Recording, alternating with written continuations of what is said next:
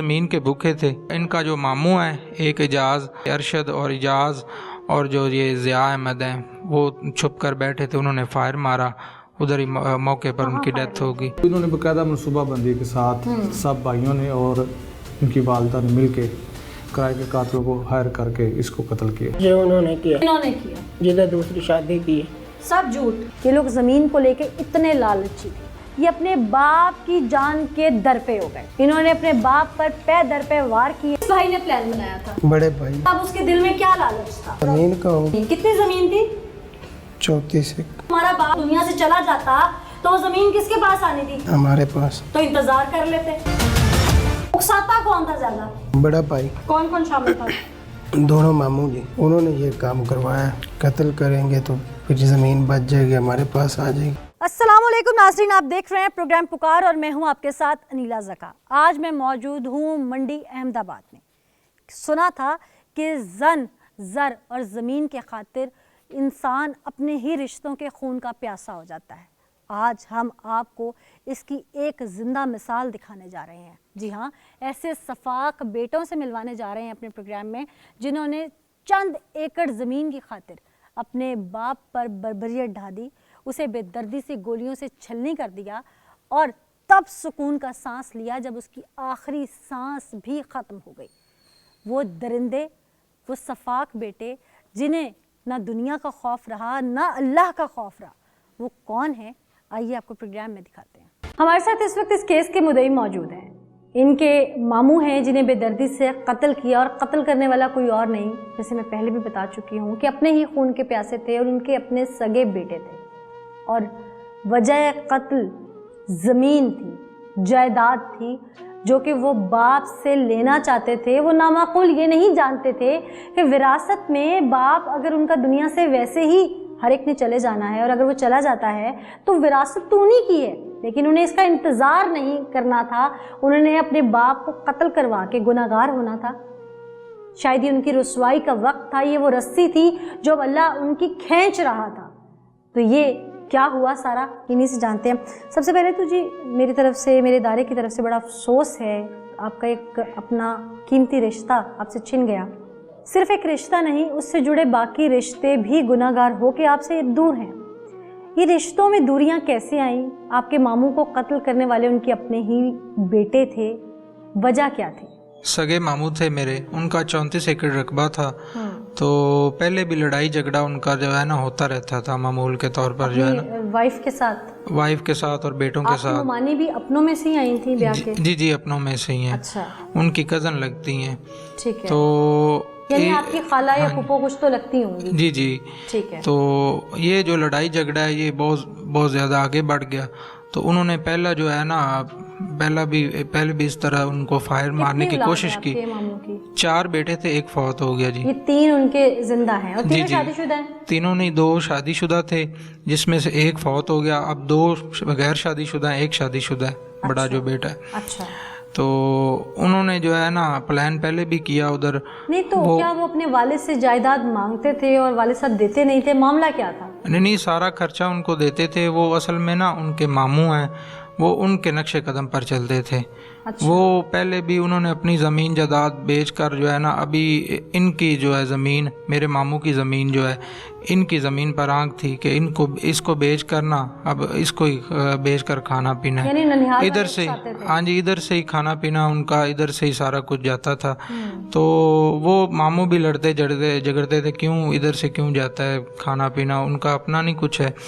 तो पहले भी उन्होंने प्लानिंग के तहत जो है ना किराए के जो है, किसने प्लानिंग की? पहले भी बेटों ने और बीवी ने प्लानिंग की, और घर के दरवाजे के आगे पड़े थे तो 2 बंदे अचानक आए। उन्होंने वो उनका पता नहीं चल चुका, लेकिन किराए के कातिल थे। और मकतूल ने 4 जो FIR अपने जो है ना दौर में, जो जिंदगी में ही उनके ऊपर की हुई हैं कि मेरी जान को खतरा है। बेटों को आग किया था जी, आग भी किया था, और जो पहली बीवी है उसको तलाक का एक नोटिस भी जो है ना जारी करवाया था। गालिबन आपके मामू ने अब दूसरी शादी भी कर ली थी। वो बस ये था ना कि वो हमारे पास रहते थे पहले, तो काफ़ी देर हो गई, 2-3 साल हो गए, चलने फिरने लग गए। पहले जो फायर उन्होंने मारा था ना, वो उनकी टांग में लगा था। तो उसमें जो है ना 1-2 साल रिकवर होने में लग गए। बस यही ज़मीन के भूखे थे, इन्होंने ज़मीन के लालच में उस आके। वक्त आपके मामू जब बच गए तो जी। इनको सजा नहीं हुई? नहीं मामू ने उनको माफ कर दिया इन्हें? जी वो बस बरादरी के जो बंदे हैं या उधर आबादी के जो भी इलाका देहात के लोग हैं, उन्होंने मिलकर सुलह सफाई करवा दी। बाप ने माफ कर दिया? जी बाप ने माफ़ कर अपना दी। कत्ल जो वो करने जी, जी। जा रहे थे, उसका मंसूबा था। हाँ जी, उन्होंने माफ़ कर दी। अटेम्प्ट भी कर लिया था। हाँ जी, और 10 एकड़ ज़िंदगी अभी में। कैसे कत्ल किया उन्होंने और कब मौका पाया? अभी ये जो है इसका इनका जो मामू है एक एजाज, वो और एक जो बड़ा बेटा है अरशद, उसने फायर मारा है, और जो मामू है वो साथ था और एक और बंदा था। मकतूल उस वक्त कहाँ पे क्या कर रहे थे? वो उन्होंने आर्जी तौर पर अब जो है ना दूसरी शादी की है, तो आर्जी तौर पर उधर जो है ना राइश अपनी रखी उजरा शाम की, अपनी मामू की बेटी से शादी की है दूसरी। कितनी उम्र थी मकतूल की? अभी जो है ना उनकी 50 साल उम्र थी, ठीक। 40-50 साल उम्र के करीब। तो वो जा रहे थे पीर हयात जो है ना, उधर एक गांव है, उधर उन्होंने जो वो उनके मामू ही रहते हैं, उनके पास गए खूह पर। तो उधर जो है ना दूध लेकर जा रहे थे वापस उजरा शाम की।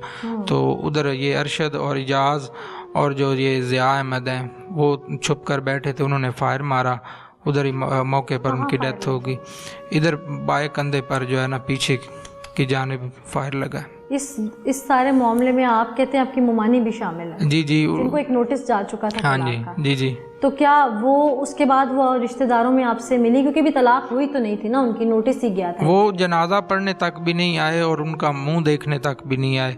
इधर मैंने ही जनाजा उनका करवाया, मैंने ही कुलखानी का ख़त्म भी दबाया और फिर बाद में तदफीन भी की मैंने ही करवाई। तो अब पैरवी भी मैं ही कर रहा हूँ। आपके मामू ने कभी अपने बेटों से बैठकर बातचीत करने की कोशिश नहीं की, या आप लोगों ने कभी बीच में पुल का किरदार अदा नहीं किया कि मफाहमत से इनका मसला हल करवाया? हमने बातचीत की थी, सुलह भी करवाई थी, लेकिन उनको ये रंज था कि ये दूसरी शादी क्यों कर रहा है। हालांकि उधर वो उनके पास यकीन नहीं रह गया था, वो उधर रहते ही नहीं थे अपने घर में। उन्होंने आर्जी तौर इसलिए इधर उजरा शाम की रहाइश रखी और सगी मामू की बेटी जो है ना उनके साथ दूसरी शादी की। आप इस केस के मुद्दई बने? हाँ जी। जो अपने बाप को नहीं जिन्होंने छोड़ा, वो आपको डर नहीं लगा कभी कि वो आपके साथ भी कुछ कर सकते हैं, या कभी थ्रेट आया ऐसा? थ्रेट तो बहुत आते हैं, लेकिन जो है ज़िंदगी मौत अल्लाह ताला के हाथ में है। तो वो मेरे सगे मामू थे, मेरे एक दोस्त की तरह थे। तो अल्लाह को सब्र दे। वो कहते थे कि इन्होंने मेरे साथ पहले भी अच्छा नहीं किया, लेकिन मैंने इनको माफ़ कर दिया। तो कभी कभी ऐसा मौका आता था, कभी खाना भी नहीं देते थे, कभी ऐसे वो सारा दिन काम करके खेतों में आते थे ना, तो उनको खाना भी नहीं मिलता। वो जो है ना कभी कहीं बस इस तरह ही वो अपने जो वो मेरी मामी है, वो उनका जो भाई है उनके साथ कभी किधर बस वो ज़्यादातर घर में भी नहीं टिकती थी। मैं वज़ीर आला पंजाब और वज़ीर आज़म से ये दरख्वास्त करना चाहता हूँ कि उनके बेटों को सख्त से सख्त सज़ा दी जाए और उनको कैफ़रे किरदार तक पहुँचाया जाए। जो भी इस मामले में मुलव्वस है उनको कैफ़रे किरदार तक पहुँचाया जाए। अल्लाह आप लोगों को सब्र जमील दे जी। आपकी वालिदा उनकी सगी बहन है, आप लोगों का खूनी रिश्ता है, लेकिन हैरान इस बात पे है कि सगी औलाद जिनको अपने बाप का दुख नहीं है। कहते हैं ना सियाने के जन, ज़र और ज़मीन, ये 3 चीज़ें रिश्ते नाते सब भुला देती हैं। और शायद ये इस मिसाल में से एक जो ये अमली नमूना है, ये आप सबके सामने है। आगे चलते हैं, आपको दिखाते हैं कि वो बाप जो दुनिया से चला गया, जब उसके बेटे पैदा हुए थे, ये बड़े हुए थे, तो उसने इन्हें मोहब्बत दी, शफ़क़त से पाला, इनके लाड नाज सब उठाए, इनके मुंह से निकलती हर बात पूरी की। तो इन्होंने उस बाप को मनुमट्टी के नीचे क्यों पहुंचा दिया? वजूहात कोशिश करेंगे जानने की, लेकिन ये रिश्ता ऐसा होता है कि यकीन नहीं आता। दिमाग तस्लीम कर रहा है, दिल नहीं मानता, दिल मानता है तो दिमाग तस्लीम नहीं करता। समझ नहीं आती कि फिर नाजरीन को भी ये तमाम हक़ाइक़ कैसे बताएं, कैसे समझाएं। लेकिन ये प्रोग्राम्स करने का मकसद वो अवेयरनेस है उन बच्चों के लिए जो वालिदैन की इज़्ज़त नहीं करते और फिर आखिर इस नहज तक पहुंच जाते हैं। कल को आपने भी माँ बाप बनना है, आपकी औलाद आपके साथ ये सब करे, फिर क्या होगा? खुदारा मकफ़ात से डरिए। आइए आगे चलते हैं। वेलकम बैक नाज़रीन, हमारे साथ इस केस का एक और मरकज़ी मुल्ज़िम मौजूद है। जैसे मैंने पहले बताया कि कुछ मुल्ज़िमान ऐसे हैं जिन्होंने गिरफ़्तारी से कबल ज़मानत करवा रखी है, वो भी जल्द गिरफ़्तार हो जाएंगे, लेकिन जो गिरफ़्तार हैं ये भी मरकज़ी हैं, यानी कि ये मकतूल का दूसरा बेटा है और ये अपनी ज़ुबान से आपको तमाम तरह हक़ाइक़ सुनाएगा। क्या नाम है तुम्हारा? आमर। ऊंचा बोलो। आमर। आमर। वालिद साहब का क्या नाम है? मोहम्मद अकरम। मोहम्मद अकरम। तुम्हारा अपने बहन भाइयों में कितनवा नंबर है? एंड भाई सबसे छोटे हो? जी। सबसे छोटा बच्चा तो बाप को बड़ा प्यारा भी होता है। तुमसे प्यार नहीं करते थे वो? करते। ऊंचा बोलो। करते थे जी। करते थे? जी। किस हद तक करते थे? मतलब कभी लड़ाई होती थी तो फिर उनका सारे भाइयों में अगर गुस्सा आ जाता था तो सबसे पहले माफी भी तो तुम्हें ही मिलती होगी ना, तुम छोटे थे। जी। वो ये कहते होंगे भाइयों ने इसको उंगली लगाया हुआ है, ऐसे ही कहते थे ना? जी। तुम्हें प्यार करते थे? जी। तुम्हें नहीं था उनसे प्यार? था। तो फिर इस प्लान का हिस्सा कैसे बन गए? खुल के बताओ। जी मेरे मैं क्या बताऊं, बाज़ औक़ात इंसान माफ़ी मांगता है ना और वो अपने गुनाह का इतराफ़ करके माफ़ी मांग लेता है तो अल्लाह भी माफ़ कर देता है उसे। हो सकता है तुम्हारे लिए आसानियाँ हो जाए। खुल के बताओ, अगर शर्मिंदगी है तो भी खुल के बताओ। ये मेरे भाई ने प्लान बनाया था। किस भाई ने प्लान बनाया था? बड़े भाई ने। बड़ा कौन सा है? ये जो तुम्हारे साथ गिरफ्तार है अभी? इससे बड़ा है। थोड़ा ऊंचा बोलो ना। इससे बड़ा है, उसका नाम मोहम्मद अरशद है। ऊपर देख के बात करो। किसने बनाया था? मोहम्मद अरशद ने। मोहम्मद अरशद ने 2 साल पहले भी बनाया था। जी। वो क्या प्लान था? तब मुझे नहीं पता था ये इसका। लेकिन बाद में पता तो चल गया ना जब FIR हुई। हाँ जी। क्या मामला क्या था वो बताओ। अपने बाप के लिए इतना नहीं कर सकते आज वो दुनिया में नहीं है? चलो तुम मान लिया कत्ल करने वालों में नहीं हो, जी। उसके इंसाफ की जंग ही लड़ लो। जिसने किया बताओ, शायद अल्लाह तुम्हारी इस बात को पसंद कर ले। क्या हुआ था तब? तब फैर हुए थे। किसने किए थे? ये नहीं पता किसी को, मेरे भाई ने पता नहीं किसी ने क्या सी। अच्छा, फिर उन्हें फैर मारे से मेरे कहाँ भाई। लगे थे? ये इधर हाँ? टांग पे। टांग पे लगे थे। जी। क्यों मरवाए थे तुम्हारे भाई ने फायर? पता नहीं जी। कोई वजह तो होगी ना, कोई बात तो बताता होगा घर में। तुम्हारा जो बड़ा भाई दुनिया में नहीं रहा वो भी कत्ल हुआ है। वो नशा करता था। नशा करता था।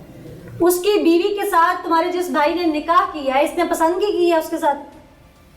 नहीं, अब्बू ने करवाई। अब्बू ने करवाई, क्योंकि जमीन ना बाहर चली जाए। उसमें से बेटा एक, बेटी बेटी जायदाद फौत- बाहर ना बे- चली जाए। बेटा फौत हो गया छोटा। अच्छा, तो तुम्हारे जिस भाई ने ये सब कुछ तब करवाया, तब उसके दिल में क्या लालच था? कोई अपने बाप को ऐसे तो नहीं मरवाता ना? पता नहीं जी, जमीन का होगा या है? मुझे आवाज नहीं आ रही। जमीन का होगा, पता नहीं। जमीन कितनी जमीन थी? 34 एकड़। तुम लोगों को कितनी दी थी बाप ने? 6 एकड़ बाकी किसके पास थी? उनके पास थी। अच्छा, तुम लोग मांगते थे जमीन? जी। ऊंचा बोलो ना, क्या मामला था? जमीन का जी। क्या जमीन का मामला था? ऊंचा बोलो, मुझे आवाज नहीं आ रही। जमीन कम थी हमारे पास जी। तुम लोगों के पास कम थी हाँ जी। और बाप ने अपने पास ज्यादा रखी हुई थी? हाँ जी। तो भाई अगर तुम्हारा बाप दुनिया में, अल्लाह ने उसको जिंदगी जितनी दी थी, उसके बाद अगर वो दुनिया से चला जाता तो वो जमीन किसके पास आनी थी? हमारे पास। तो इंतजार कर लेते, उस बाप की खिदमत करते, मोहब्बत करते, तो न जाने इस जमीन के साथ और कितनी बरकत होती और जमीन जुड़ जाती कोई। हाँ जी। हाँ? हाँ जी। ऐसा हो सकता था ना? जी। तो क्या मसला क्या था फिर? उकसाता कौन था ज्यादा? बड़ा भाई। उसको कौन उकसाता था साथ? उसका नहीं पता जी। तुम्हारे ननियाल वाले नहीं शामिल थे? तुम्हारे मामू जी वो शामिल थे। कौन कौन शामिल था? दोनों मामू जी। अच्छा, वो क्या कहते थे? उन्होंने ये काम करवाया। वो क्या कहते थे? ऐसे कर लो, ऐसे कर लो, फायदा क्या बताते थे? यहीं के ज़मीन आपके पास आ जाएगी। कैसे? कत्ल करेंगे तो फिर ज़मीन बच जाएगी, हमारे पास आ जाएगी। किसको कत्ल करेंगे? वालिद तुम आपके तो वालिद आप लोगों ने कहा नहीं कि बाप है ये नहीं सही, को मुझे तब नहीं पता था जी, फिर तुम्हें तब कब पता चला? बाद में पता चला कितना अरसा बाद? जब मैं पकड़ा हुआ था तो उसके बाद जब पहले दफा फायर लगे अब्बू को, उसके बाद जी तब भी तुम पकड़े गए थे, हाँ जी फिर अब्बू ने तुम्हें माफ कर दिया? हाँ जी हैं? मुझे पता नहीं था इसलिए उसने माफ़ कर दिया। माफ कर दिया। तुम जी। अब्बू को मिले उसके बाद जाके? जी अब्बू ने कहा कि आइंदा ऐसा ना करना, जी फिर तुमने अल्लाह से वादा किया कि मैं ऐसा नहीं करूंगा, जी फिर दोबारा क्यों किया? हम्म? बस बड़े भाई ने किया जी, फिर शामिल तो हो गए ना आप लोग, मशवरे में तो शामिल थे ना सारे। मैंने मना किया 1-2 दफ़ा। क्या मना किया? मुझे पूरी कहानी सुनाओ, जिस दिन प्लानिंग हुई उन्होंने क्या प्लान किया, तो तुमने क्या कहा? उन्होंने कहा ऐसे करेंगे, कत्ल करवा देंगे और ज़मीन आ जाएगी। मैंने कहा ऐसे रहने दो, ना करो, पता नहीं कितनी उसकी ज़िंदगी है, उसके बाद हमारे पास आ जाएगी ज़मीन। उसने नहीं मानना, वो बड़ा था। फिर उसने उधर जाकर रौला तेजे का, वहाँ पे मेरे मामू दोनों थे और एक यूसुफ और गुलाम अहमद, उनसे डील की और उन्होंने कुछ आदमी भेजे और उन्होंने कत्ल कर दिया मेरे वालिद को। कहाँ पे कत्ल किया उन्होंने? इधर पीरियात में। तुम लोगों के वालिद ने दूसरा निकाह कर लिया, इसकी खबर किसने दी? वो पता था जी, उन्होंने ही बताया था। किसने बताया था? मेरे वालिद ने। कि मैंने निकाह कर लिया? जी। इसको 20 दिन हुए थे। हाँ जी। तो 20 दिन में कोई अचानक से उनका बेटा तो नहीं दुनिया में आ गया था जो तुम लोगों की जायदाद बट गई थी? और आ भी जाता तो विरासती हक होता उसका भी। हाँ, तुम लोगों का वालिद के साथ माशरती इख्तलाफ, ये नजरियाती इख्तलाफ था, तो उसकी वजह से तुम लोग अलग अलग हो जाते।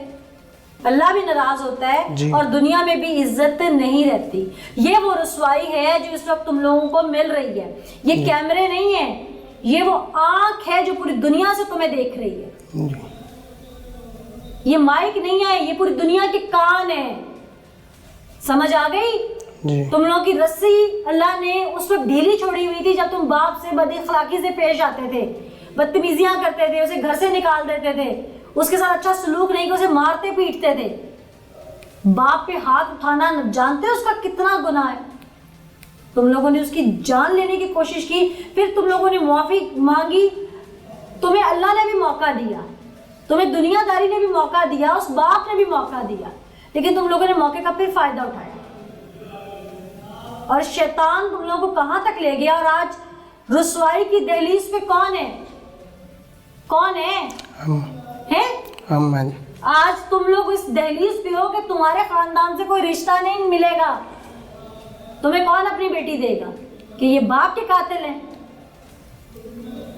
तुम्हारे पे कौन यकीन करेगा? और मान लो जिंदगी में कभी तुम बेगुनाह होकर बाहर निकलते, बेगुनाह तो तुम हो नहीं, मान लो जिंदगी में कभी तुम अपनी सजा पूरी करने के बाद बाहर भी निकलते हो, तो तुम में से जो औलाद होगी वो तुम्हें ऐसे मरवा दे। अब तो वो जमीन तुम्हारे पास है ना, उसी जमीन की खातिर तुम्हारी औलाद तुम्हें मरवा दे, क्या करोगे? कुछ नहीं। नाज़रीन, वालिदैन के हुकूक के बारे में हर बार मस्जिद के मेंबर पे भी बताया जाता है, खुतबात में भी बताया जाता है, उलमा भी अपना फ़र्ज़ पूरा करते हैं। TV channels, newspaper, social media, print media, हर जगह पर इस हवाले से एनुअल डेज़ आते हैं। इनकी अहमियत, बाप की रिश्ते की फजीलत, तमाम चीज़ें अवेयरनेस के हवाले से दी जाती हैं, बताई जाती हैं। बचपन से कूट कूट कर नस्ल दर नस्ल ये हकूक़ व फ़राइज़ सिखाए जाते हैं, किताबों में पढ़ाए जाते हैं। फिर कहाँ कमी रह जाती है? जिस बाप को इन्होंने कत्ल किया, क्या उसी की परवरिश में कमी थी कहीं? वो इन्हें अपना रिश्ता, अपने रिश्ते का रुतबा नहीं समझा पाया, या उसने इनको इतनी अय्याशी करवाई, इतनी मोहब्बत दी, इतना इन पे पैसा निछावर किया कि ये लोग अंधे हो गए। इन्हें सिर्फ पैसा ज़मीन, इसके अलावा कुछ नज़र नहीं आया। खुदारा देखने वाले इस प्रोग्राम को अवेयरनेस की नज़र से देखिएगा। ये अवेयरनेस है, ये हुकूक़ व फ़राइज़ की जंग जो है, इसकी अवेयरनेस हम देते हैं। हम हुकूक तलब करते हैं, फ़राइज़ भूल जाते हैं, फ़राइज़ जहाँ आते हैं हकूक़ भूल जाते हैं। कि दोनों साथ लेके चलेंगे तो रिश्ते और ख़ूबसूरत हो जाएंगे। और जो गुनाह इन लोगों से हो गया, कहते हैं बाप की तो बद्दुआ कब्र तक जाती है, तो वो अब तो मुआफ़ी के लिए वो दुनिया में नहीं कि उससे माफ़ी मांग लें, और हुकूकुल्लाह की माफ़ी है, हुकूकुल इबाद की नहीं। जो गुनाह ये कर बैठे हैं, न जाने इनके साथ आगे आखिरत में क्या होगा। दुनिया में तो रुसवाई सब देख ही रहे हैं। इस सीख के साथ मुझे नीला ज़का को इजाज़त दीजिए, फिर हाजिर होंगे किसी बड़ी सीख के साथ, सबक के साथ। तब तक के लिए अल्लाह ने के बाद। इस केस में पुलिस फाइंडिंग्स जानने के लिए SHO हमारे साथ मौजूद हैं, इन्हीं से बात करते हैं। अहमद चिश्ती साहब, आपने इस सारे केस को इंटरोगेट किया होगा, क्या कोई बेटा या बेटे, कोई एक तो चले गए कि हम उसका दिमाग शैतान का साथ दे गया, इसमें तो सारे बच्चे ही शामिल हैं, बीवी भी शामिल है, तो इस हद तक गिर सकता है कोई, इस हद तक जा सकता है कि अपने बाप को पहले वो कत्ल करवाने के लिए किराए की कातिल हायर करे, वहाँ से बाप बाल बाल बच जाए, बाप उन्हें माफ़ कर दे, फिर वो खुद कत्ल करने आ जाएं, बाप को गोलियों से भून डालें, और उसके बाद वो ज़मीन हथियाने के लिए सिर्फ ड्रामा रचाएं, इसके पीछे कोई उनके पास और बड़ी वजह भी ना सामने आए। क्या ऐसा ही है या इसके पीछे कोई और कहानी है? बिस्मिल्लाहिर्रहमानिर्रहीम। इसमें यह है कि चूँकि उसके पास ज़मीन थी जो अकरम मकतूल कोई 35-36 एकड़, और जो पहले उसके बेटे हैं, 3 बेटे हैं और एक बीवी है, वो पहले दिन से चाह रहे थे कि ये प्रॉपर्टी जो है ना हमें दे दे।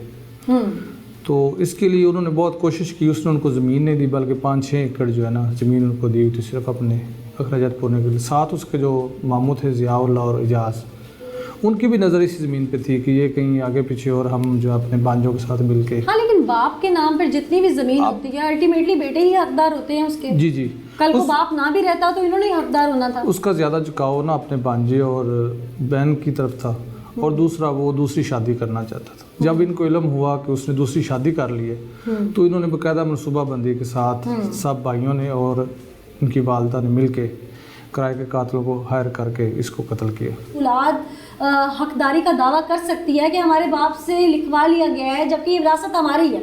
अल्टीमेटली वो चीज़ औलाद की ही होती है, वो अपनी ज़िंदगी में उन्हें आप कर सकता है, लेकिन उसकी दुनिया से जाने के बाद कोई भी दुनिया का रिश्ता उस ज़मीन को नहीं ले सकता। ऐसे ही है उसमें ये होता है कि जितने ज़्यादा बेटे या बेटियां होंगी उस हिसाब से प्रॉपर्टी जो है ना वो तकसीम होती है। सेकंड मैरिज में भी इनको सेकंड में 1 या 2 बच्चे हो जाएंगे। इनको सेकंड मैरिज में ये था, चूँकि वो इनके साथ उसके हालात बेहतर नहीं थे, इनको ये डाउट था कि ये हमें हाक भी करेगा और जो प्रॉपर्टी है सारी वो जो सेकंड वाइफ है उसको देगा, या अगर उसमें से बच्चा हुआ तो उसको दे देगा। इसी रीज़न की बिना पर इन्होंने पहले भी अटैम्प्ट की थी 2-3 दफ़ा, लेकिन इस दफ़ा जो है ये लेकिन पहले तो सेकंड मैरिज नहीं हुई थी जब इन्होंने कत्ल किया था। वो यही रीज़न थी कि वो उनको ज़मीन नहीं दे रहा था। इनको डाउट था कि हमारा वालिद जो है ना वो कहीं शादी का इरादा रखता है और ऐसा करेगा।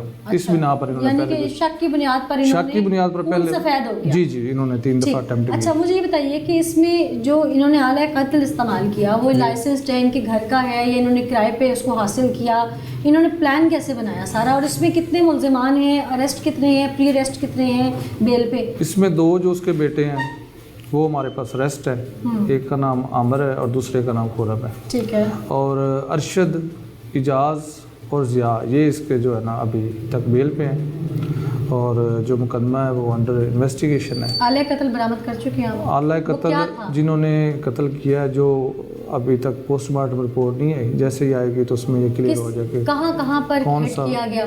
ये उसकी पुश्त पे लगे, कंधे पे।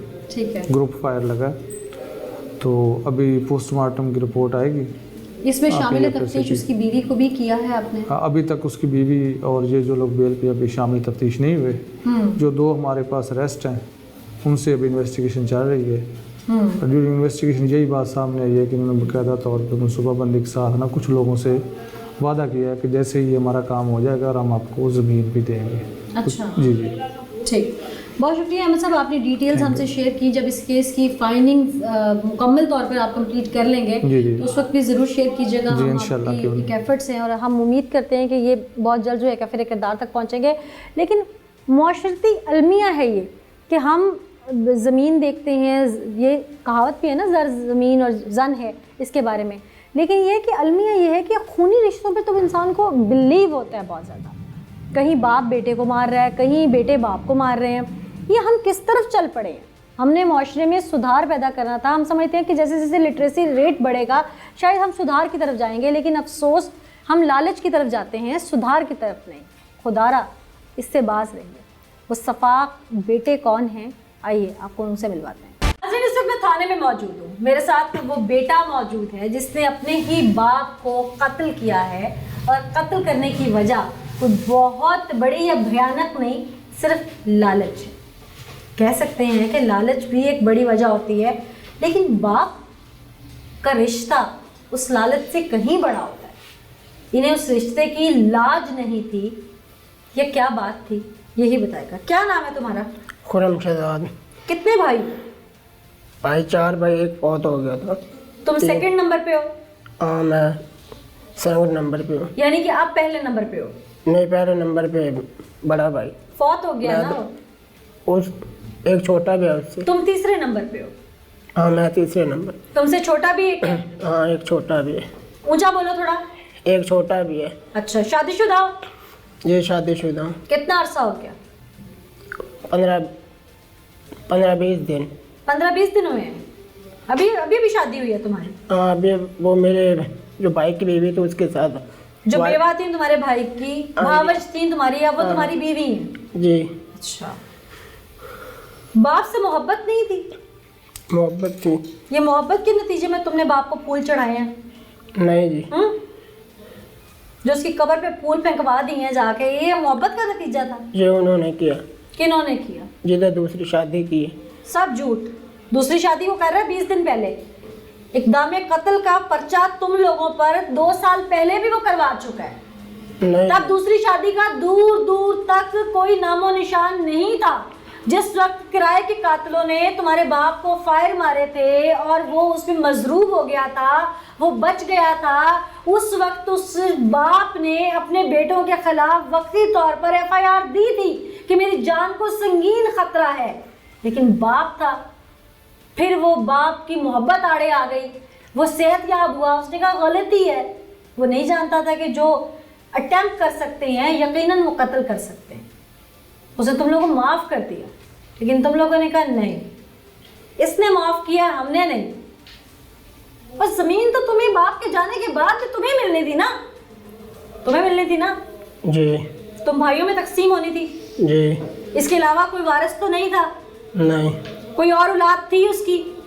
नहीं। तो तब क्यों कत्ल करवाने का सोचा, जब दूर दूर तक उसकी ना शादी, ना कोई बच्चे, ना कोई मामला, बाप के साथ कोई नजरियाती इख्तलाफ था, अव्वल तो वो भी नहीं होना चाहिए।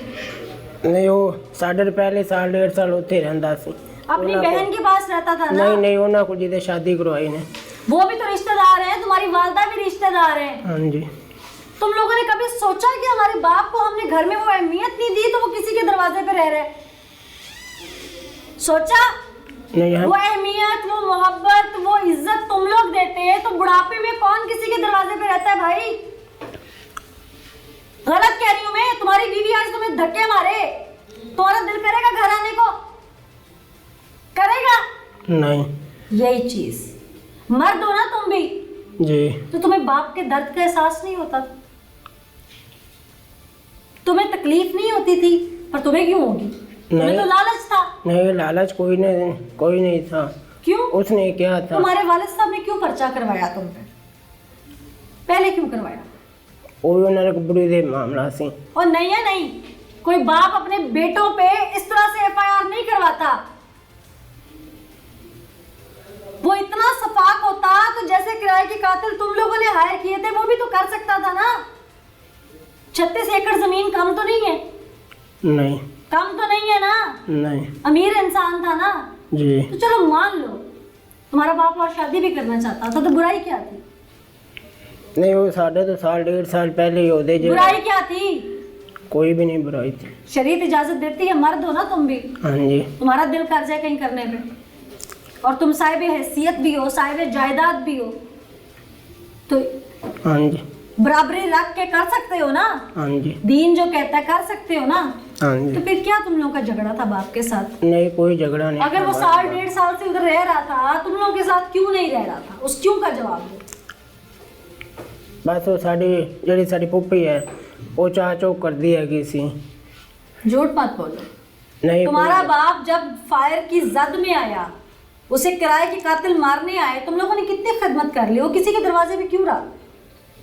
उस वक्त तो इंसान को होश ही नहीं होती, जिंदगी मौत का सवाल है, हो सकता है फ्रैक्चर में उसको तो होश ही ना आती हो। उसकी ऑपरेट हुए, हॉस्पिटल से वो चल के तो नहीं आया होगा ना, एम्बुलेंस लेके आई होगी। उसी दरवाजे पे क्यों गई? तुम लोग इतने अच्छे होते तो अपने बाप को अपने दरवाजे ले आते। बस वो साड़ी फूफी नहीं चाहती है। तुम लोग भी नहीं चाहते थे, तुम लोग को जमीन चाहिए थी। नहीं जी। नाज़रीन, ये वो लोग हैं, ये 4 भाई हैं जिनमें से एक दुनिया से चला गया, 3 बाकी हैं।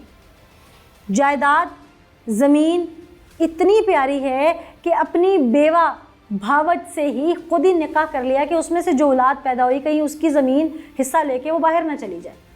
ये लोग ज़मीन को लेके इतने लालची थे, उसकी मंशा मर्जी नहीं पूछी गई होगी। उसके बाद ये अपने बाप की जान के दर पे हो गए। इन्होंने अपने बाप पर पै दर पे वार किए।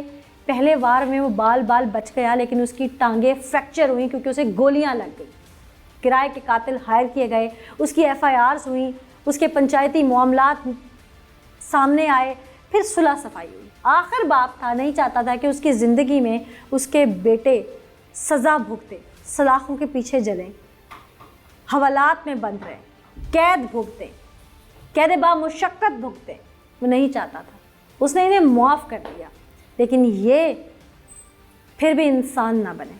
असल में हुआ क्या था और इन्होंने ये प्लान कब से बनाना शुरू किया था, सब कुछ आपके सामने रखेंगे ब्रेक के बाद।